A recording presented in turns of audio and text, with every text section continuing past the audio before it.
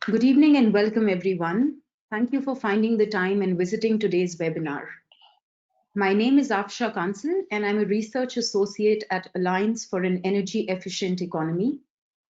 Today's webinar is being hosted by the India Cooling Coalition.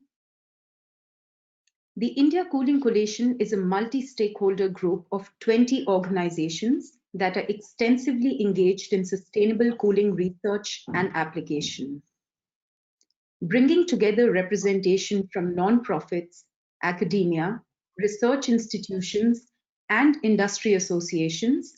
India Cooling Coalition aims to enhance access to affordable and sustainable cooling, and at the same time fast-track the implementation of the India Cooling Action Plan, and this will help ensure thermal comfort, health, and food security for everyone. So before we go further into the session, I want to review the functionality of the GoToWebinar for all our participants. I've set all the participants on mute to avoid background noises, which might distract you and might hinder listening to the webinar. Also, your active participation is very important to us. So please feel free to send in your comments or questions to us privately in the question box, and we'll take them up during the Q&A round. Also, this particular session is being recorded and a link to the web recording will be shared with all the participants in some time. So today's webinar is the second of a two-part series webinar, which was titled Accelerating the Uptake of Energy Efficient Space Cooling Appliances in India. The first part of this webinar was held on 5th November, and it primarily focused on consumer understanding of cooling appliances.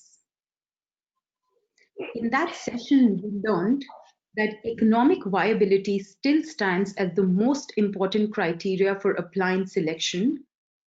In addition, consumer preferences such as brand, aesthetics, and features all tend to supersede the energy efficiency parameters while selecting a product. So one of the solutions which was proposed through the end of that session was around home automation and smart metering, which can provide a basis for appliance usage in different households. And this can help in developing correlation on multiple criteria such as household income and education levels. Further, it was also consensually mentioned that innovative financial mechanisms such as tax rebate, energy consumption-based credit history, and performance incentives beyond energy savings all need to be incorporated within the policy framework. And this will help in enhancing customer support and also aid in helping in the transition to energy efficient appliances. So today's session particularly is going to focus on the next aspect which we talk about, that is policy landscape and industry initiatives for efficient space cooling appliances. Industry has a very important role to play in the transition of an energy efficient appliance market. Technology innovation is only one of the pieces of the puzzle. In addition to innovation, market structure and trends are very important to consider for all our industry players, and this will help ensuring economic feasibility. Also, a very strong regulatory framework and effective implementation of policies is the underpinning to accelerate the uptake of energy efficient cooling appliances. Increasing efficiency of cooling appliances cannot be discussed in isolation from government initiatives like the Standards and Labeling Program, something we also call the SNL program, and the Make in India campaign. So without much further ado, I'd like to introduce the keynote speaker we have amongst us for the evening. We have Mr. S.P. Garnayak, who works as an executive director at EESL and heads the business development and large-scale implementation of energy efficiency projects through innovative financing mechanisms. He has more than 27 years of rich experience in energy efficiency and policy. Thank you for joining us today evening, sir. The stage is all yours.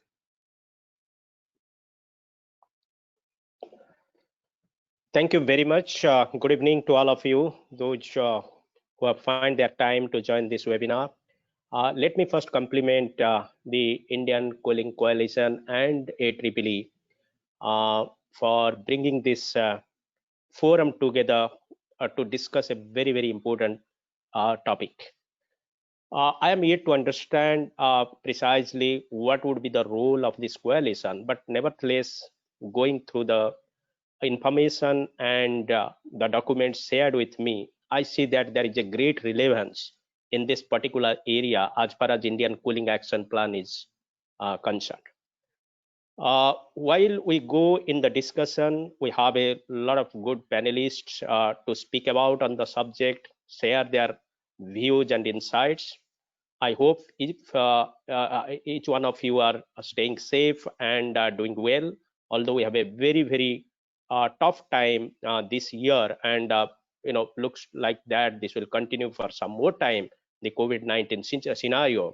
But at the same time, I wish all you and your family a very, very happy Diwali. So this is a subject which has been in discussion ever since the Energy Conservation Act came into force, or Bureau of Energy Efficiency started its own initiatives way back in 2007. The standard and labeling program by Bureau has been quite successful to many extents. It created a market uh, push for the energy efficient appliances, and nevertheless, the cooling appliances, particularly the air conditioners, have been one of the forefront in the entire set of appliances, if I can say. Ladies and gentlemen, you must have heard about the Indian Cooling Action Plan, and which was the first of its kind in the entire world. And thanks to Ministry of Environment and Forest and the Government of India to put forward their policy views in a short-term, medium-term, and long-term manner. I was a part of in that particular drafting of that particular document, and it clearly says the kind of interventions various sectors do need at this point of time as far as cooling is concerned. We see that from 2017-18 baseline, there would be a multifold, maybe 8 to 9 times of the cooling demand in the next 10 years. And that will not only, it will also give lot of pressure on the supply side energy, that is the primary energy supply, which will be catering to this cooling need. Apart from that, there would be a huge amount of refrigerant in the cycle. So these are major points, and if with a business as usual scenario, probably we may not be able to cater to this need because the demand is very large, and 50 to 60% of that entire demand will go into the building sector. Most of the the infrastructure developments are happening, and we see that this is going to play a major role. And this has been quite evident from the load research or the load curves being depicted by various distribution companies, and they see that in the peak time and maybe about 4 to 5 months of a year, if you just see the cooling demand actually dominates the entire load cycle or the entire load profile of the DISCOM. So there is a necessity how to manage it from the demand side.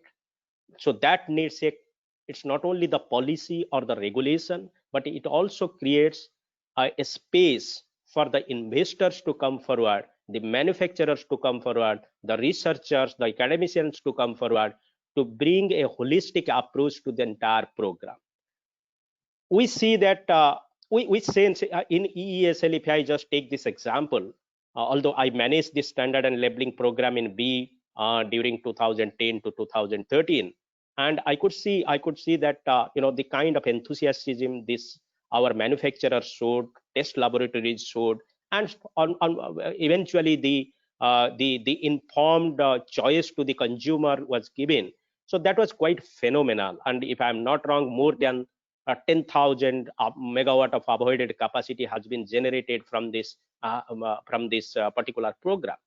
So going forward, we saw that there is a need to make a market transformation approach. So market transformation can only be possible by bringing by scaling it up this program in a very time bound manner or maybe a very quick manner. ESL did this program in a different way.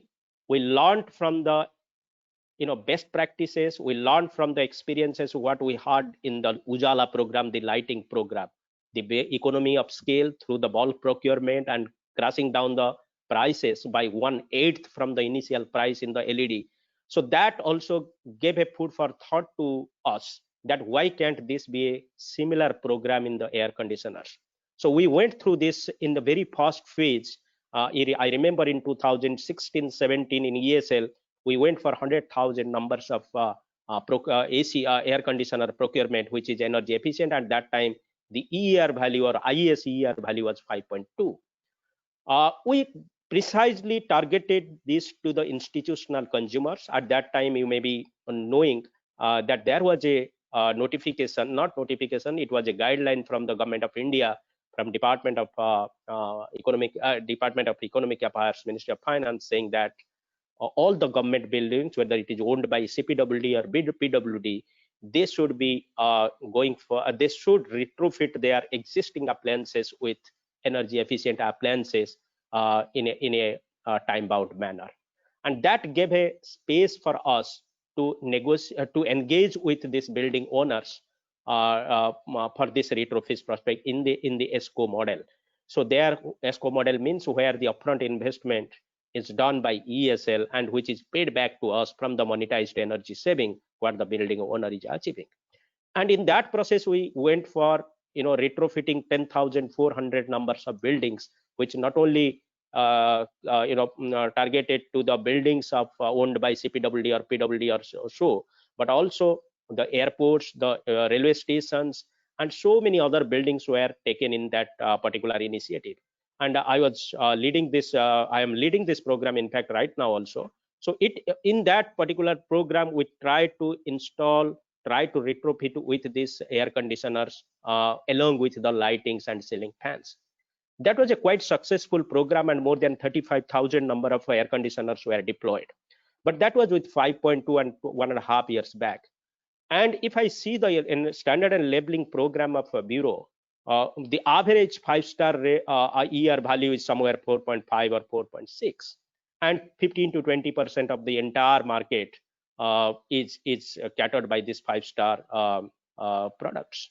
We thought that why can't we go a little bit larger in the ladder? So so with the consultative approach with the manufacturers, with the think tanks, with some of the researchers, we thought that let's put 5.4. That was I'm talking about 1 year back. And with 5.4 ISER value, that means it is quite 25% more higher efficient than the average 5-star, or maybe 40% than the 3-star. So we did this exercise and we thought that let's go with a 50,000 number of procurement, and we did that, and we got a very, very attractive price to that in a open bid competitive bidding, and it was an international competitive bidding. In fact, there is another program what we are doing, calling it as a Global Environment Facility, GEF, where it is a $453 million project. In that, one component is the cooling part, or that is where we try to integrate this super efficient air conditioner program of ESL to leverage the benefit from the GEF. So there is a small grant component to that. We built onto that into the entire program model. So that was a quite attractive proposition, but unfortunately, we missed 2 consecutive seasons. The program was launched, planned and designed in 2019, but because of the nation's general election that point of time, we are not allowed to launch this program during the peak summer season because of the code of conduct. And then when we are targeting with our own program modalities in place to target, we are targeting to launch this program with a new look, with a new enthu in the next year, from this year, and then we were hit by this COVID-19 scenario. So that created a kind of gap in what we had thought and what we are achieving. So many people also, they called me and tell me that this program is not picking up, and so I fully agree and fully appreciate the concern and the observation. But nevertheless, the objective was to whether we are getting a 5.4 or even better, technologically feasible, I mean, whether it is technologically feasible by the manufacturer to supply that product, and that happened. Whether we are getting a price advantage or not, that also happened. So now the point is that how it can be taken to the consumer side. Whether this in our earlier program, in the building energy efficiency program, as I said, that was mostly targeted to the institutional consumers, never to the retail consumers or the domestic consumers. We here tried to go to the retail market. So we created our own market space, I mean e-marketplace, we call it ESL Mart, and try to do that. But this could not actually gather a kind of attention. Probably we are very, very shortfall in the market outreach. We could not create that impression among the consumers that this is the program which is happening, and this is the kind of savings, or this is the kind of product we are going giving, and this is the kind of benefit the consumer can get.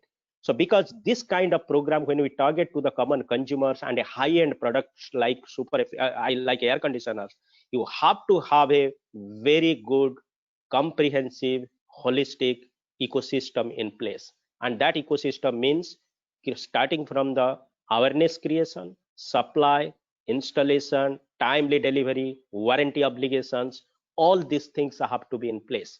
So probably that is where we are still in a learning mode to overcome all these challenges. But I'm sure this is going to be a very, very, a large program of ESL in the next financial year. What it means, so what value addition actually we brought into this entire program? The value addition from the consumer point of view is that it is a more than 5-star, or it's a 5-star, but average, it is more than the average 5-star rated thing. So it is an efficient product, and the consumer will be benefited by somewhere between 2,000 to 3,000 rupees per year. So, but with a 39,000 or 40,000 at the price, so we have to see the economic sense, whether it is happening to the consumer or not. So we tried to build very different models to that. Some EMI models were also introduced. Many places it went into on the upfront payment model. Also, we tried to do this in on-bill financing model to the discoms, but that could not take off because of this. As I said, in the last season, we could not properly do it, but the discussions are happening with the discoms like BSES Yamuna, BSES Rajdhani. We have signed agreement MOU with Tata Power. So with these discoms and the kind of discussions what we are having with them, we are sure that we will be coming out with a utility-based DSM program targeted to air conditioners for the common consumers. Ladies and gentlemen, we are also, just to extend our thought in the utility-based DSM program, which is one of the need of the hour. Our discoms should come forward, because that is the responsibility to them to flatten their load curve as far as possible, as extent as possible. And probably new and innovative programs should be designed. The financials have to be drawn up, and investors, or maybe the financial institutions have to be encouraged to come and put forward. So we are now trying to do it in 3 states. One is Telangana, Jharkhand, and Odisha. So now it is in the program design stage. We have engaged with the concerned discoms with them, and with the DSM regulations in place.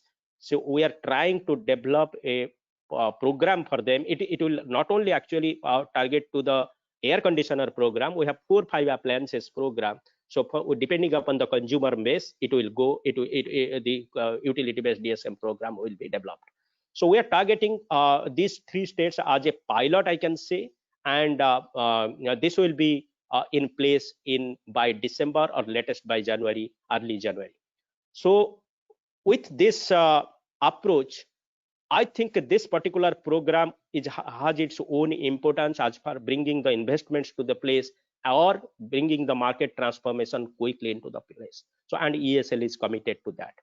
The other program which we are having and in discussion, it is in the last stage of launching. This is the chiller replacement program. The large scale chillers, large size chiller, maybe 100 TR or more than that, which is almost more than 10 years or 15 years of their age, which has gone through multiple times of maintenance cycles, that needs a kind of replacement. And if that is a replacement, so probably that will give a 30 to 40% energy saving to the entire the building owner or the user, as well as to the country as a whole. But now the point is that the business model. So here also we are trying to bring the pay as you save model, and bringing the entire investment into the place and getting paid back from the energy savings. So that model is in place, and we will be going for the first set of procurement maybe in the month of January or February. But I'm not sure per se, because we did only one project in Niti Aayog building some time back, but that was a one-off program. So such kind of programs needs standardization of the technical specifications, standardization of the service level agreement between the owner, building owner, and the investor, like ESL in this case, and ESL and the vendor. So there is a kind of linkages between all these three. So once these are in place, proven and foolproof, then probably this program can be well taken off into the next level. Because what we see, about 150 TR to 200 TR size of the chillers are very, very common, and this can be standardized, so a demand aggregation approach can be possible in this case. Even if the demand aggregation approach is not possible, so it can be taken up in a in a turnkey project kind of thing. So we are in discussion with airports, we are in discussion with various large hotels, hospitals, and a lot of many MOUs have been signed, but we want to take it into the implementation stage. The third intervention, which also Indian Cooling Action Plan highlighted, is the district cooling system, because that also targets about how you can generate the cooling in a single place and distributes to various end users in the common locality. If I give the example, the kind of facilities or the buildings what we have in the Aero City, where number of buildings or hotels or other commercial places are there, which are definitely requiring their cooling applications. So a generation generation of the cooling at a single place and distributing it to the building, that would actually improve the entire operational cost of the system.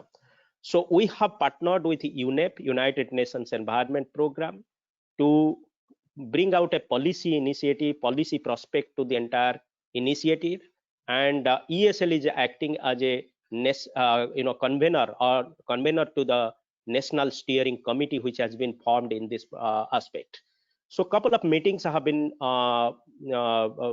organized, which is chaired by the Joint Secretary MOEF and DGB jointly, and this particular initiative shows that it has a huge potential while going forward, because most of such kind of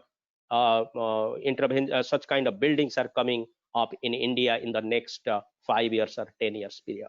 But what we need a business model, what we need as an implementation modalities, and the investors who would be coming forward. So we are discussing with the Thane municipality to take this as a pilot project with the help of some private investors, and also in discussion with IFC in this context. So I think that is a very nascent stage, but I would like to compliment UNEP here to partner with ESL in this particular initiative, and we see that there is a great potential going forward. Now my last point in my talk here is that the cooling coalition's role and responsibility. I feel it is a very great initiative, and there is a need to educate all concerned. All concerned means whether it is a policymakers, researchers, academia. So there is a need to put forward a forum kind of thing, like the way it was in forum of regulators. Probably a forum can be created just to discuss and exchange the thoughts of the best practice, the way forwards in this particular thing, and bringing all the stakeholders to a common place. And I think this coalition would act, which I believe is a conglomerate of many organizations, and this can help. ESL would be very, very happy to partner with this coalition directly or indirectly. So we need to see what kind of modalities to be there. But it is very, very pertinent to note here is that we need a kind of support, not only from the programmatic program design point of view, but actually handholding our entire ecosystem. I mean, whoever is involved in this entire program, because we will be going for a procurements or deployment of the air conditioners, whether it is air conditioners or chillers or even the district cooling system from time to time. But for the as the air conditioner program has already in place, so it will go on and go on. So in this process, what we need a the market behaviors, what the other analytical support in terms of the actual energy saving happening in the field, and how that can be linked to the improving the entire program design. One thought is coming to my mind is that the work which we are doing with the bank ATMs, and I had personally discussed at the very highest level with all the bank management in the last 1 year, and it is now with ICICI Bank and HDFC Bank, we have been successful in putting some of the more than 800 or 600 to 650 numbers of ATMs which have been benefited by this program. But we want to take it to a next level, because as I believe more than 200,000 of ATMs are there in the country. So if theoretically, if you just say, if we are just replacing the existing air conditioners with the energy efficient ones, so that is the kind of immediate market in the banking sector. So just to start with, and this will give a very good and tangible result within a very time frame. So these are the things we need to see. We need to develop the capacity of the laboratories who are actually a very critical link in the entire program to provide the test certificates to the things. We need to handhold or educate to our manufacturers. It is not only the efficiency, but also the low global warming potential refrigerants that is going to be used and used in these things. In the procurement process also, in the ESL, we try to infuse that particular parameter as an criteria while evaluation, that is the low global warming potential refrigerant, I mean low GWP value, which is lesser than 700 or so. So it needs, so ESL would be very happy not only from the view of program design and advocacy point of view, but at the ground level, how it can educate our own people, how it can educate to the state authorities who are finally the beneficiary in the entire program, how we can bring the state designated agencies who are located in each and every state to come and participate a program of this like. Nevertheless, as I said, Ujala program has been quite successful. Can it be made as a packaged program for the domestic consumers? That means bringing appliances like air conditioners or even ceiling fans, lights, and the induction cook stove. These 4 appliances can be taken as a package, and so if we give this as a solution to a single household, I mean the household has the choice to go all or maybe less or something. So that kind of thing can be thought of, so that we can give a integrated energy efficiency solution to the entire community. So I believe this coalition which has been recently formed would go, it's a long way, and to deliver this, the time is short here to discuss and understand what is the exact role and objective and the action plans they have formed. But I am sure that they have a very clear agenda in the view. So I would be happy to discuss, my team and our management would be happy to discuss with the coalition to take this forward. So looking forward to a very successful deliberation today, and thank you very much for inviting me. Thank you again.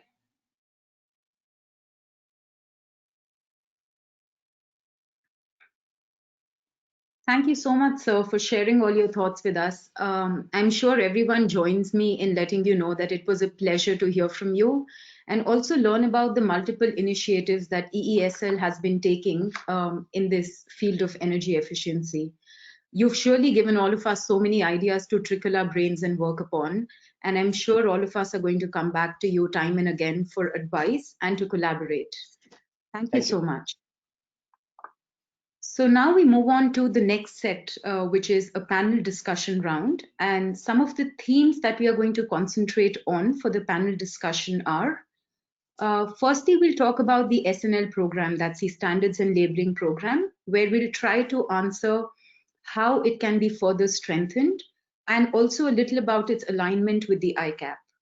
Secondly, we'll talk about international initiatives on space cooling appliance energy. Thirdly, we'll focus on localizing the production of space cooling appliances through the Make in India campaign. And lastly, we'll talk a little about the fiscal and financial incentives to promote the sale of efficient space cooling appliances. So to moderate this session, I have with us Mr. Shubhashish De from Shakti Sustainable Energy Foundation. Mr. Shubhashish is a climate change and energy efficiency professional with 17 years of experience in advising government, multilateral and bilateral organizations, and also several businesses across India and other countries across the globe. He has been advising projects on energy efficiency and climate change policy. Along with that, I'd also like to thank all our speakers who have joined us for today's panel discussion session. Given the diverse backgrounds and the rich experience that each one of our speakers shares, I'm very excited for the upcoming discussion, and I'm sure it's going to be riveting and insightful. So without further ado, Mr. Shubhashish, can you please take over and moderate the session for us? Thank you.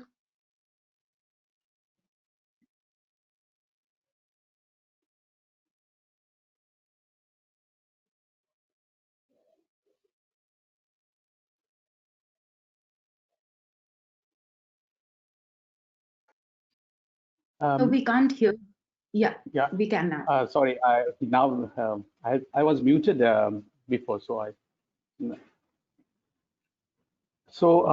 thank you for the great introduction, I would like to welcome my fellow panelists. And before we start, I believe most of us know each other, but for the others who doesn't, I will give a brief introduction of the panel members, though I know fully well that they really don't require any further introduction here.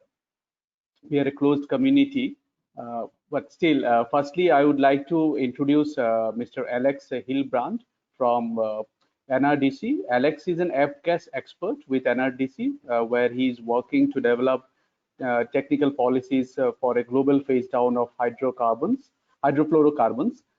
His work focuses on kicking off Kigali Amendment to the Montreal Protocol, often collaborating with US states, the HVAC and refrigeration industry, the US Environmental Protection Agency, and stakeholders around the world, especially in India, to encourage the use of climate-friendly, energy-efficient alternatives. Then we have Ms. Neha Dhingra from CLASP. Neha has more than 10 years of experience and expertise in energy efficiency and carrying out policy analysis nationally and internationally. Neha provides technical and programmatic support to CLASP on appliance energy efficiency in India and globally. We also have with us Mr. Aditya Chunekar from Prayas Energy Group. Aditya focuses on improving energy efficiency, particularly in Indian residential sector. His analysis and advocacy covers the techno-economic, policy, and behavioral issues that hinder market-wide adoption of energy-efficient appliances. He is also interested in understanding the appliances uses and ownership pattern to study the growth and nature of the future residential demand for electricity in India. Lastly, we have with us our representative from the industry, Mr. Jitendra Bambure. He is also a part of ISHRE. He is presently working as a technical advisor in Blue Star, and he is also the chairperson of the technical committee of ISHRE. He is a member of Technology and Economic Assessment Panel and the Refrigeration Technology Options Committee an international expert panel formed by the Ozone Secretariat under the Montreal Protocol. Now, for this panel discussion, we have about 40 minutes of moderated discussion, followed by 15 minutes of question and answer session. Now, as already stated, we have a few questions, or rather broad ideas to answer. One is how to further strengthen and align our existing standard and leveling scheme with ICAP. International initiatives on space cooling appliances efficiency, like U4E, United for Efficiency guidelines. So how do we align our program with such guidelines in future? How we increase localized production through Make in India campaign, and possibly homogenize the standards to create India as a global export hub for air conditioners, which is currently China. There's no doubt about that. And then talk about whether fiscal incentive or financial incentive to promote sales of efficient product is the way forward, or we need to move towards some regulatory mechanism, something like top runner programs, where we regularize or regulate the manufacturing of appliances rather than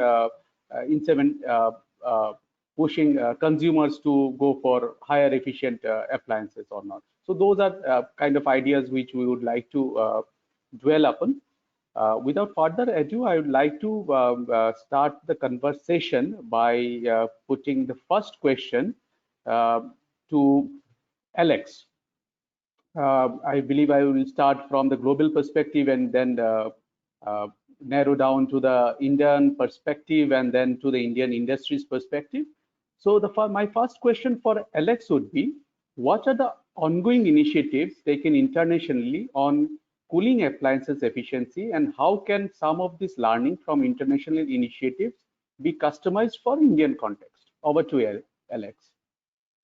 Thank you, Shubhashish. It's a great question, and as we all know, there is quite a lot of momentum across the world towards cooling efficiency, and much of it led by India with the first cooling action plan in the world. So much of this is actually homegrown and being an example outwards. But I think one thing that we're learning as we look at how to market transform in cooling is the need for kind of comprehensive plans that have buy-in from agencies across national governments. So one thing that we're seeing with implementing national cooling plans is, the real need to buy in the Environment Ministry and their approach on F-gases, and the Energy Office and their approach on appliance energy efficiency. And it's not so easy with disparate sort of legal bases for their work and things like that. But it is working to some extent. So that's something to keep in mind as an area to focus on. Another item that comes up is a strategy to address fixed speed room air conditioners as targets are set and are improved to increase ambition. A strategy of how to manage the transition to more efficient variable speed equipment. So China has been a big example recently of a cooling action plan that has taken an approach, a goal of a 30% increase in efficiency for stationary AC by 2020. And part of that is bringing a common metric to the system, such as there already is in India, and then increasing its ambition to really move that market towards variable speeds over time. And then I just want to say a few words about the U4E model regulations. I think you mentioned them, Shubhashish. So this is a goal of harmonization, really. U4E is working to put all on the same kind of comparable metric, a set of standards that apply across the world, common test method, common metric that countries can input their data into, temperature data, to help harmonize supply chains and harmonize targets with the overall cost of goal of lowering cost, rather, for more efficient appliances, and take advantage of some of the common supply chains there are. Now in India, with the significant domestic industry, it is a little bit harder to see how to fit into that effort. But I think the first step is to take a look and compare how the domestic S&L program and such compare to what has been put forth as guidance by these U4E model regulations. And they are quite ambitious. But again, the goal of harmonization is lowering the cost of ambition for all. Thank you, Alex. And since you have talked about market transformation, my next question would be to Neha. Neha, with your experience in working with CLASP and then working very closely with Indian Standard and Leveling Program, from a policy perspective, what are the market transformation mechanism do you see relevant to accelerate the norms of energy efficiency in India? Thank you, Shubhashish, for that pertinent question. So I'll just take a step back and share a little bit about what the policy already covers. As we all know that India's labeling program covers refrigerators and air conditioners, which have been revised periodically. And then recently, the policy expanded to cover deep freezers, light commercial air conditioners, revision of ceiling fans, and many other products.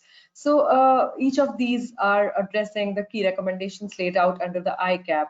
But as we all understand, a key challenge that everyone faces is penetration of highly efficient appliances, which you just rightly spoke about.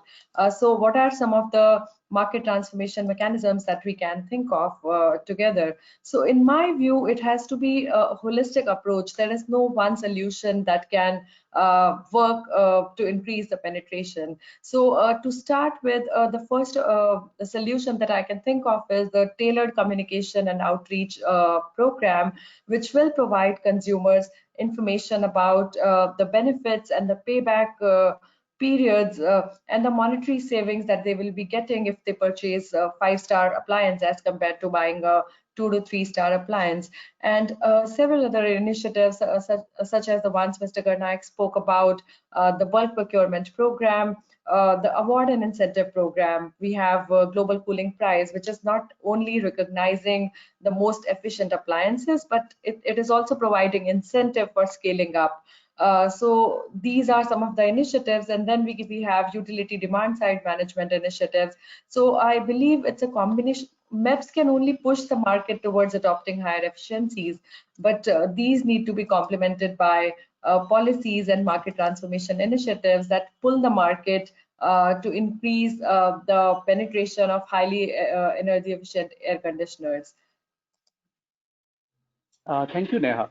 Now, good questions on how to pull the market towards energy efficient air conditioners. And since Mr. Bhambure is with us, and he also had been an industry practitioner for a very long time with very rich experience in the subject.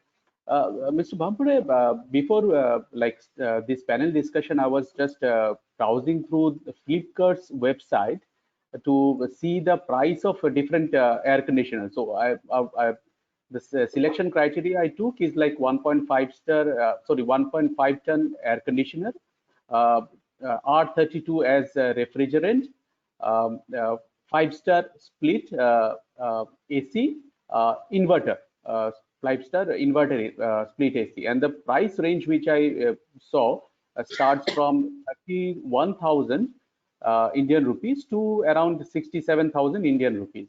And different manufacturers, different models have are into that bandwidth. So not always that 5-star air conditioners with the conditions which are important to us, which is energy efficiency, which can be brought about by whether it's an inverter controlled or a 5-star, and the refrigerant. Here I took only R32 as the refrigerant because that was predominantly found. So according to you, what actually determines the cost? Is it the efficiency of the product or the F-gas which is used, or something else which actually drives the price in such a varied range across? So from 31,000 to 67,000 with these parameters, and the prices vary. I would request your comments on that.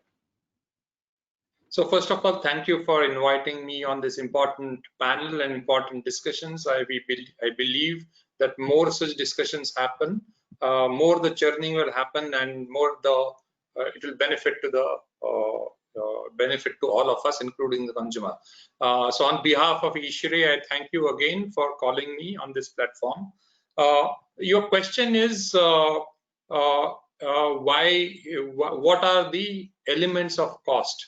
But before we get into a cost and before we look only at the efficiency, we should step back and see who is buying the air conditioner. One, what are his aspirations, what are his comfort requirements, and what are the requirements beyond only just cooling and only just energy efficiency. A consumer looks whole thing in one go and just doesn't look only at one single aspect of energy efficiency. If you draw parallels with the auto industry, which is very well progressed in all the fields and is matured, we don't buy cars only by looking at fuel efficiency. We look for comfort, sitting comfort, long drive comfort, automatic gears, and many other things. And that is what we feel from an industry that end customer looks at it. So a few of the points that are important when a person has to buy a 5-star efficiency, he thinks that he's buying a premium product. And premium product means he looks at the noise level of that product. He doesn't look noisy. He looks at the size because it has to fit in his interiors and decor. He looks at the schemes and how the looks and aesthetics are. He looks at various filters and other options that are available, and of course he looks at the efficiency also. So these are few points which are looked into it. The second important point is that the recent report of the study that was done by CLAS, it is shown that an air conditioner in India is used only for 1200 hours and not for 1600 hours, which was assumed assumed in the label standards and labeling program. And so that what happened. So and the consumer knows when he is using it and how much time he is using it.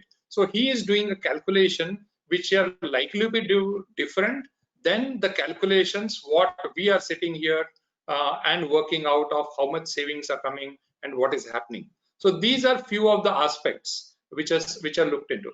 Now coming to your cost aspects and other things, the program started in 2009-2010 and it went into 2016 with every 2 years increase in efficiency, based on the assumption, because I was involved in as an industry representative in crafting this program, that India comes to a level in terms of technology to the global standard, which happened.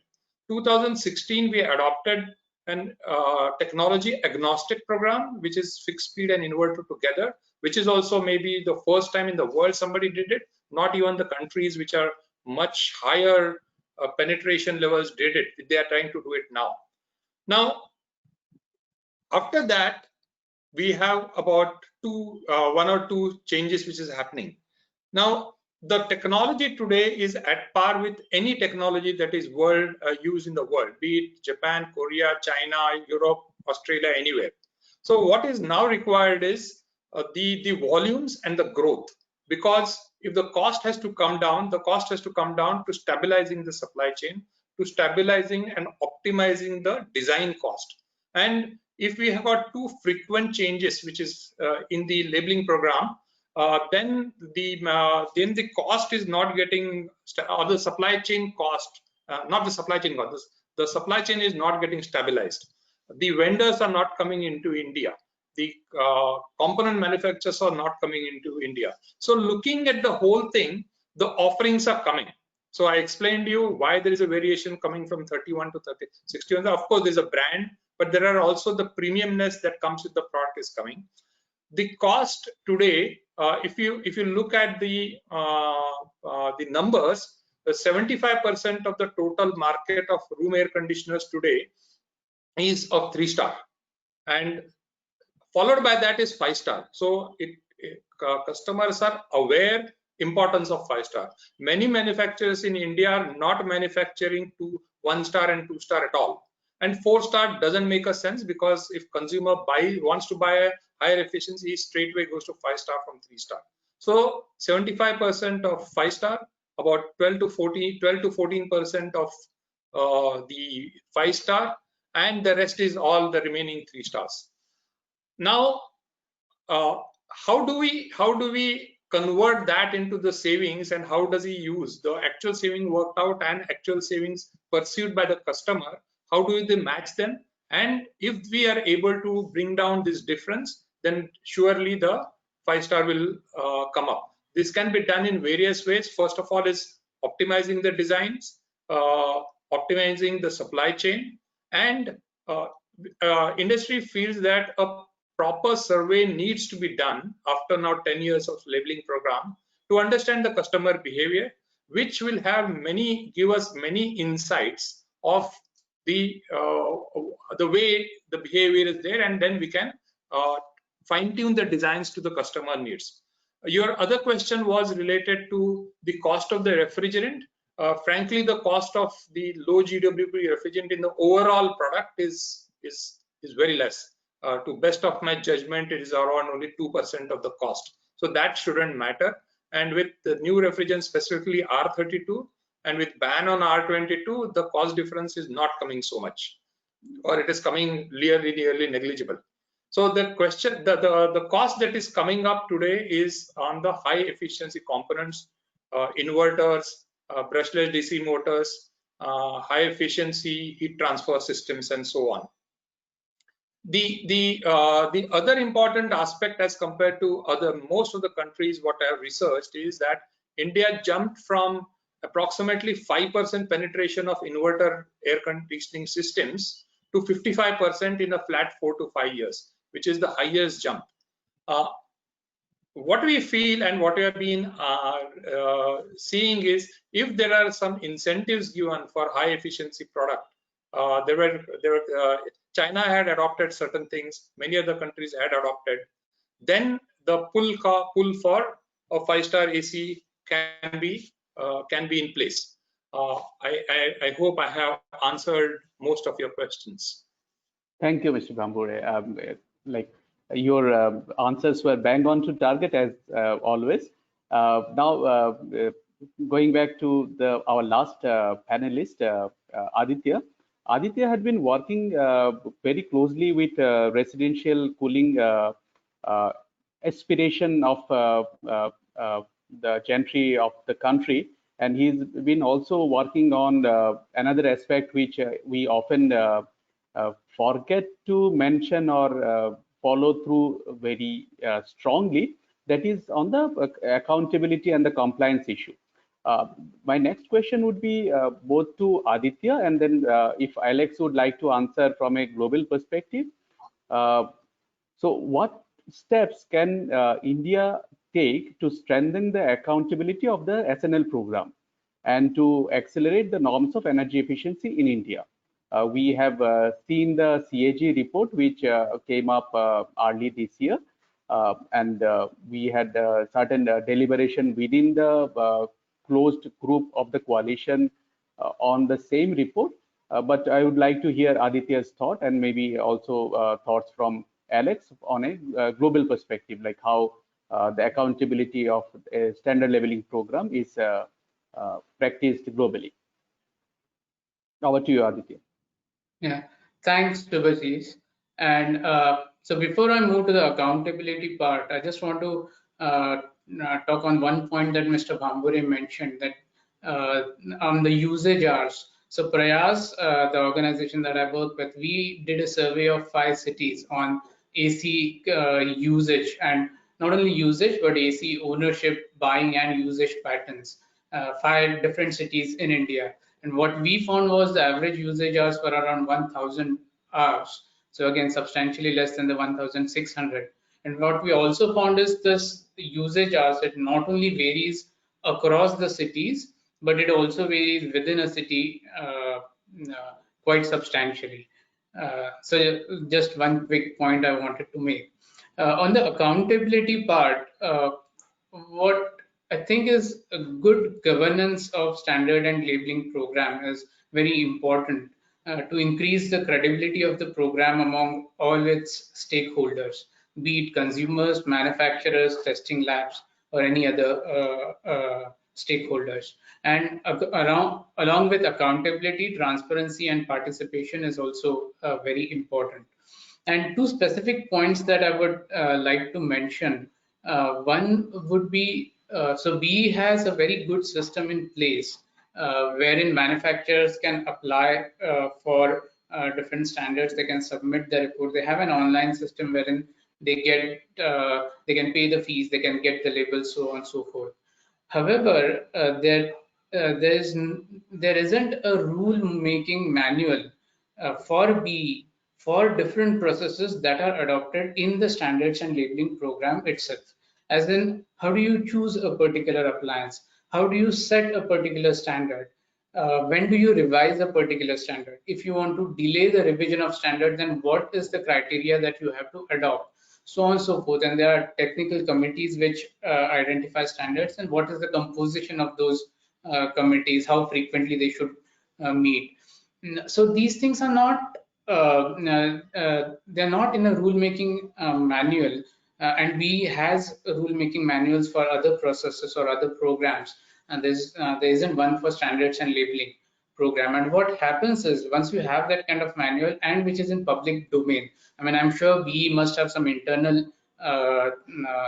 either benchmarks or some thumb rules which it uses. But once you have such kind of manual in public domain, then it increases the accountability, and BE can also use it that, well, we have set a particular date for revision of standards, and if we have to delay it, then we have to follow A, B, C things, and only then we can revise the standards. And just one implication of why this is important, if you look at, so BE has been revising standards for example, frost-free refrigerators, but and even split ACs. But in case of split ACs, I think it has been delayed twice. In case of window ACs, it has been delayed multiple times. Whereas in case of ceiling fans, for 10 years, the program has remained in voluntary stage. It remains still now. And even the revision of standards, I think it took about 9 years or so. So that's just one example of how a rulemaking manual can increase the credibility of the program.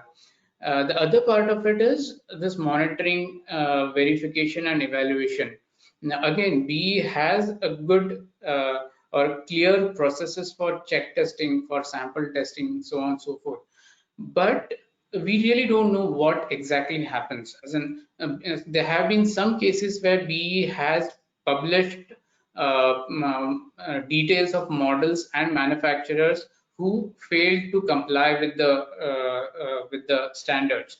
But beyond that, I think giving an annual report of these many models of ACs, these many models of ceiling fans, we did check testing, we did challenge testing, and giving a detailed report of what we found in that particular process.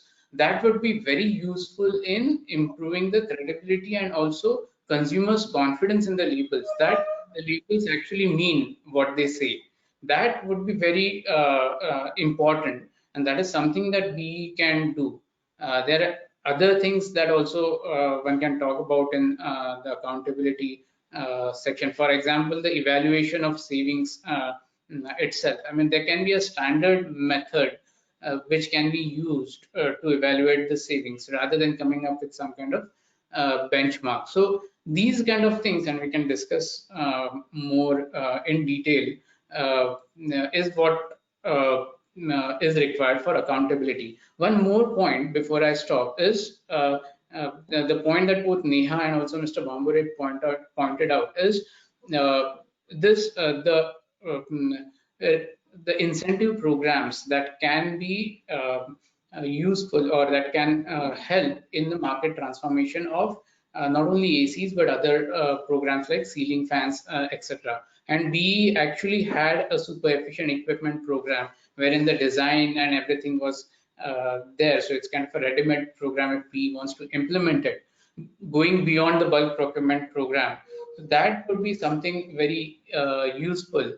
And in fact, just today, government announced, so this kind of program is similar to the production linked incentive scheme. And just today, government announced a 2 lakh crore program for 10 sectors, which includes air conditioners. And what exactly that means, one can look at, and of course, the focus will be on Make in India. But how do you bring the efficiency component of it? Efficiency component in this program, wherein you give these kind of time-bound incentives to manufacturers, and also how you can expand it to other less talked about appliances like ceiling fans and air coolers.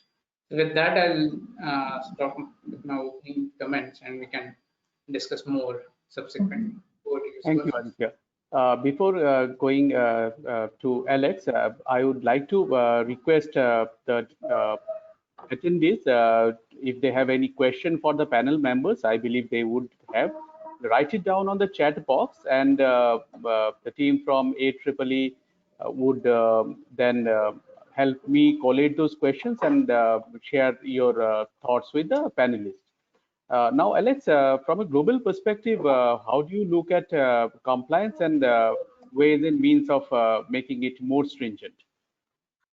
Yes, thanks so much. So strengthening compliance with S&L programs is a really important issue, and it's also a challenge worldwide. There's no doubt about it. Just about every country has its own specific approach, its own specific program for doing this, but they all depend fundamentally on two things.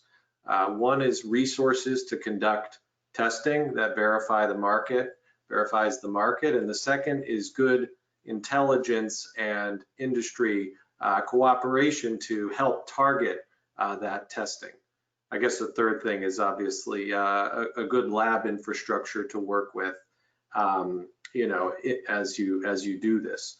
But without, no country can test every air conditioner, to spot check compliance. So it's really important that industry play a leadership role in, selling, of course, only compliant models, procuring models from other manufacturers and testing them to make sure that, they're up to standard, and working with agencies to point out models that fall short. I mean, that's in the interest of every manufacturer who's properly labeling their products.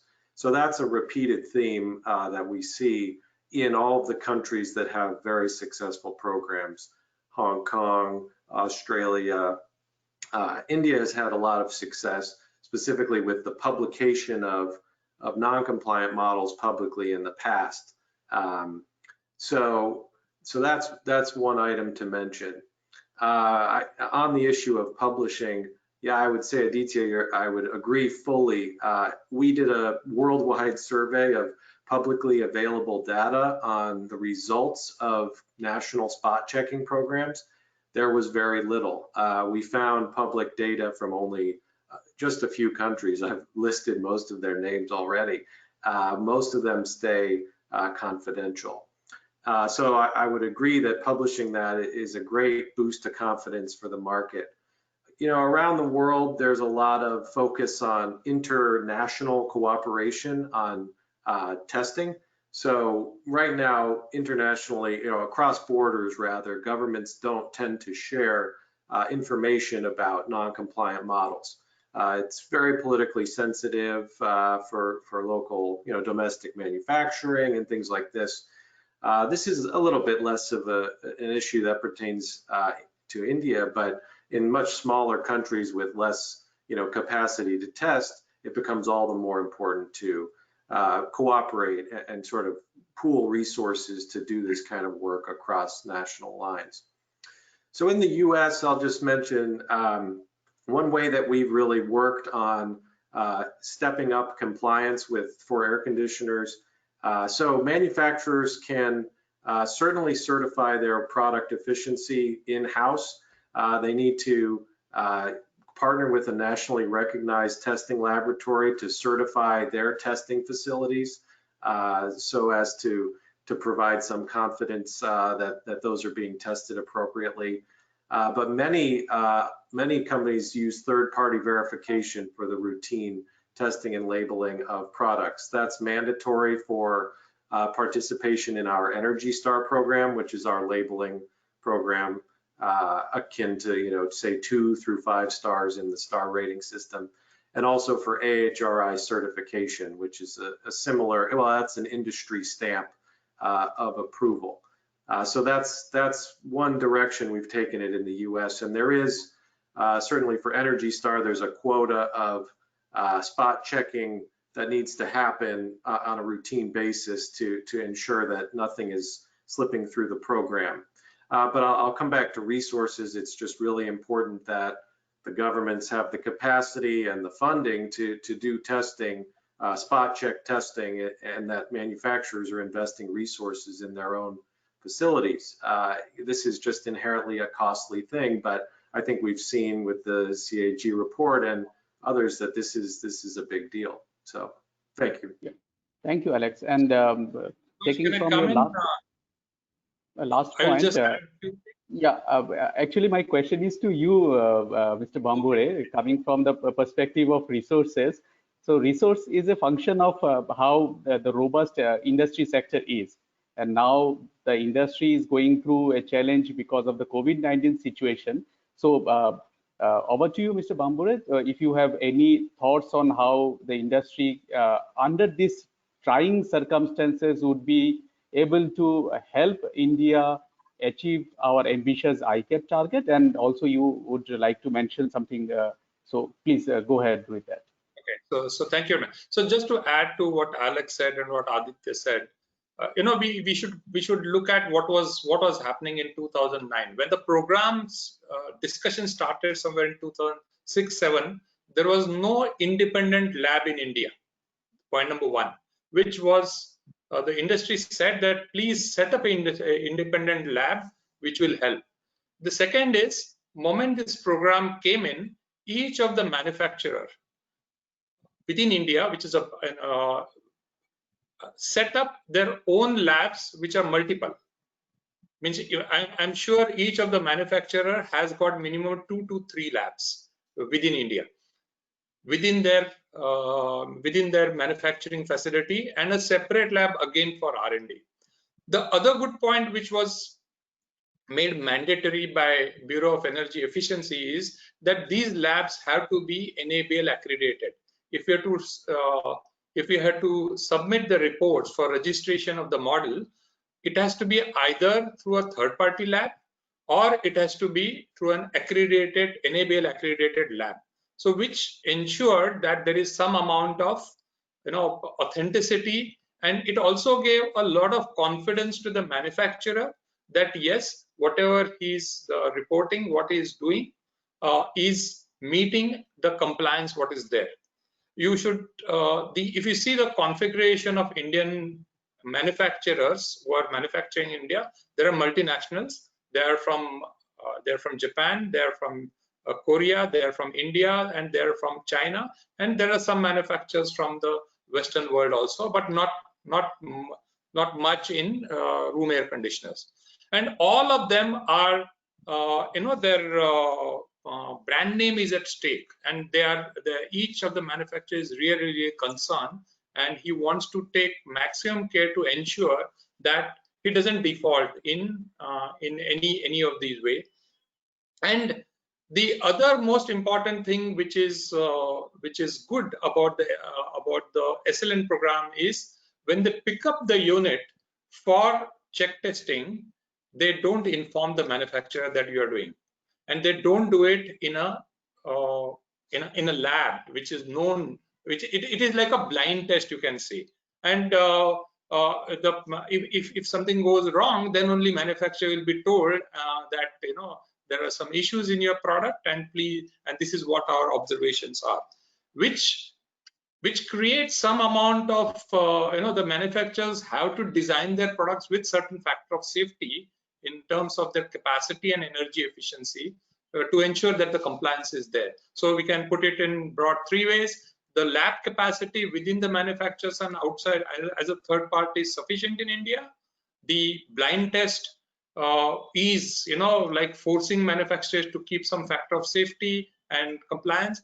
And the third important aspect is, like, it is which I explained, that all the labs have to be NABL certified. So all this together ensures that the standards and labeling program is a robust enough program to meet the requirements. So that is one point which I said.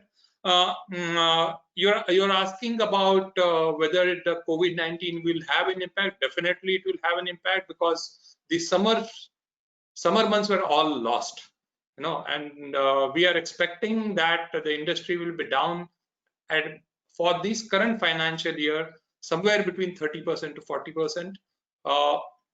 We are hopeful that the COVID, the second wave doesn't come, which will help in from January to March, the full sale that happens.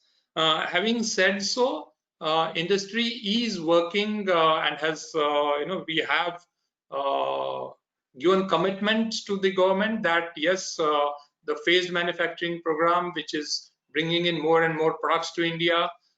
Many manufacturers are not only investing in R&D facility, but investing in some basic facilities, not only in manufacture, but also for advanced technologies. The setups of compressor manufacturers are coming in India. The setup for brushless DC motors, the inverter drives is coming, because as I earlier said, 55% of the products have shifted to inverter technology, and we expect that in the next 2 to 3 years time, but for the COVID, would have gone to 70-75%.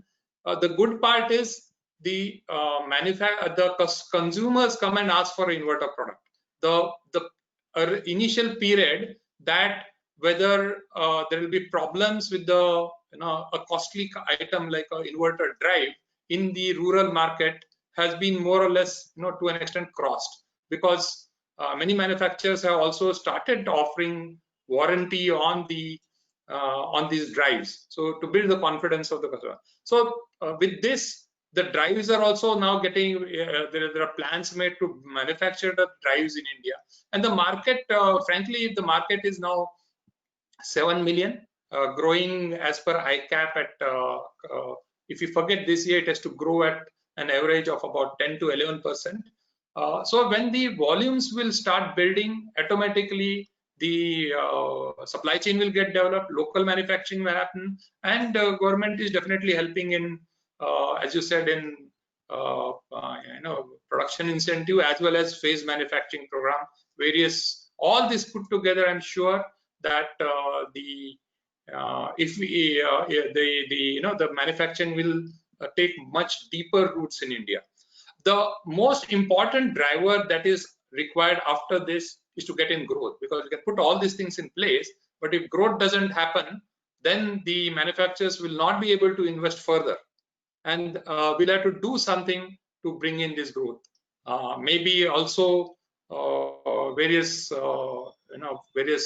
points that are put forward by other speakers here, including Garnaik, who was a keynote speaker.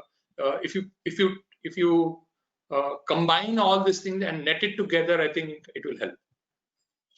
Thank you, Mr. Bhampure. Before I open up the discussion to the attendees and take their questions, any final thoughts from Neha? Because we could not hear much from you. Yeah. So I wanted to add a few points to the issues that were raised by my fellow panelists. So the first point that I want to bring up is about the manual. So as Aditya rightly said, that there needs to be an operations manual which talks about the process through which the products are prioritized, which has information on the technical committees and its composition and all the compliance related issues. So we developed this manual 5 years back. The manual is available in public domain as well. Like most of the components of the manual are available for manufacturers and as well as general public to take a look at.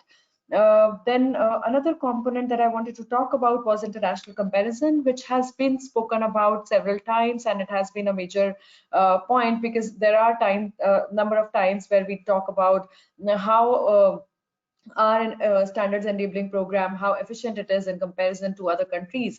But it's not that simplistic. We can't make a numerical comparison because the climatic conditions, temperature bins are very different in each of the countries. So there needs to be a thorough check, and conversion factors need to be developed to enable us to better understand where we are as compared to how other countries are doing in terms of the labeling program.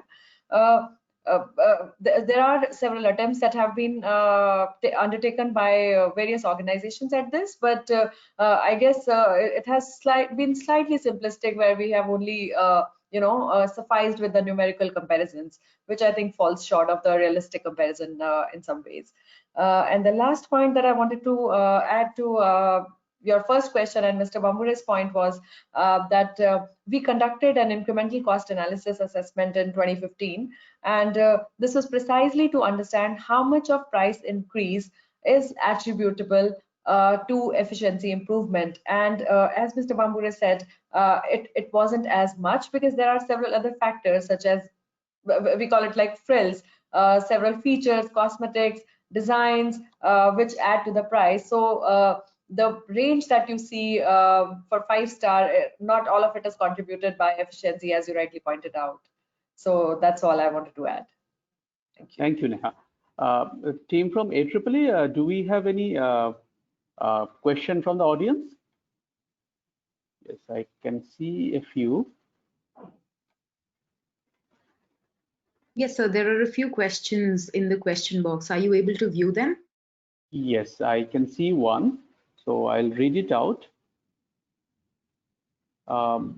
There's a question from Alvin from SE for All. Hello and greetings from Vienna. Some very good updates and discussion. I would like to know if there are any discussions or studies that look into energy efficiency degradation due to refrigerant leakage in small split ACs. If anyone is aware of something like that, and it's open to all the panel. Please, Neha, go ahead. Yeah, please. So we conducted an assessment which is not specifically for refrigerants, but we conducted laboratory testing to assess if there was any degradation in efficiency of air conditioner because of the environmental conditions under obviously lab testing conditions. And the assessment revealed that there wasn't much degradation that was observed. So we decided that we will be conducting the experiment in the field for the air conditioners that have been installed for several years, but not specifically for the refrigerant leakage. So, sir, would you like to add if you've come across any such study? So I would put it this way, with the technology improving and the manufacturing process becoming more and more stringent, and specifically in the brazing of the joints, year over year the leaks have been getting reduced. Now, whether there is any specific study, no, it is not there. But if you compare in a long period, the manufacturers put very stringent things on the thing, because any leak that will happen finally will result in some failure, mostly in the failure of a compressor, because a compressor cannot run without a refrigerant. And the fact that the extended warranties are becoming more and more standard is the confidence that the manufacturers have on the leak tightness. So it is like more like an indirect thing which I can explain, but it will be a good idea to conduct a study of what is happening in the field. Specifically, the area which requires attention, which is to an extent given, is the service technician's capability, because he is the person who is attending the air conditioners either twice or thrice a year, and he should be in position to judge what is happening. And this is the focus area which is considered under India Cooling Action Plan, and the Government of India has taken an ambitious target of training about 100,000 technicians in and also upgrade them to the new technologies that are coming. Thank you, sir. I guess the next question would be for Aditya, and the question is that how does COVID-19 impacted India's residential energy uses due to cooling? Okay, and so before that, I'll go to your earlier point, which you asked Mr. Bhamburi on the impact of COVID-19 on manufacturers, and also link it a little bit to the accountability part. I understand that the COVID-19, it has a lot of uncertainty on multiple fronts, and it would have seriously impacted manufacturers. They lost a season and so on and so forth. But what has happened is, if you look at the revisions for the standard, so BEE has in a way summarily postponed the revision of standards for ceiling fans, for air conditioners, and also for other appliances by 1.5 years. Now, I'm not particularly against the revision of standards, but I think there has to be some kind of maybe a roadmap of these are the things that has been impacted by COVID-19, and this is how manufacturers are trying to address it, and this is the reason why we need a delay of this particular time. So whether it's 3 months, whether it's 6 months, or 1.5 years, and this kind of thing is possibly missing, and that's what my point on the accountability was. And Neha, I think our ideas of manuals may become slightly different, so we can take it offline. But that kind of manual, which kind of identifies what are the criteria that we should follow, I think that don't exist. So coming to your point, Subhasish, so I think, and it's very, I would say, I cannot say with confidence, because it's very difficult to kind of figure out what exactly has been people's response to both usage of AC and also buying of a new AC, or for that matter, other cooling appliances. Two different things that we have seen is in Pune and in some places where we have been actually monitoring electricity consumption, we have actually seen a slight increase in the use of AC because people have been staying at home.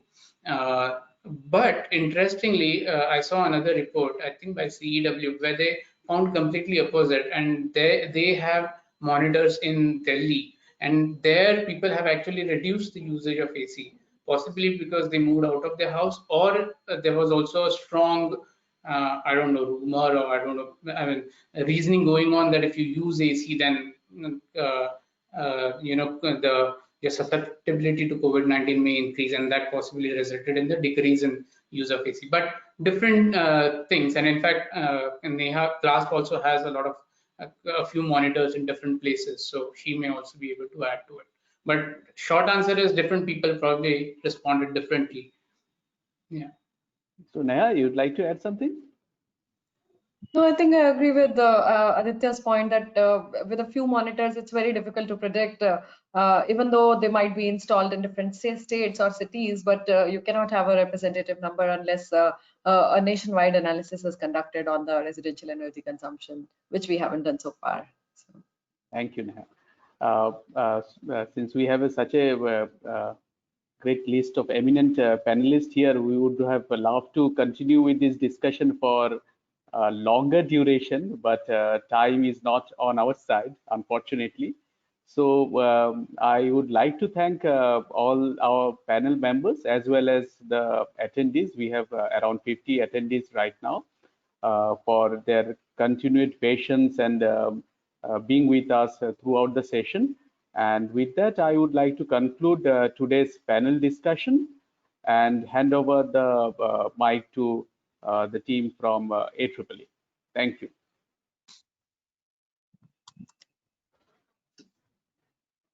Thank you so much, Subhasish. I think everyone from AEEE and the India Cooling Coalition together joins in thanking the panelists who were here today. It was very interesting and very useful to learn from all of you, to hear your thoughts and your perceptions of what are some of the main barriers which are hindering the adoption of these star labeled appliances, and also on some of the recommendations that you have shared, that can help us ramp up the uptake of these energy efficient cooling appliances. So I extend my gratitude to all the panelists and alongside to all the participants who have been patient and who've been waiting with us. Thank you so much for joining us, and I wish everyone a very happy festive weekend that's coming up. Thank you. Thank you. Thank you. And Thank you. Happy Diwali. Happy Diwali to all of you. Yes, happy Thank you. Diwali. Happy Diwali. Bye.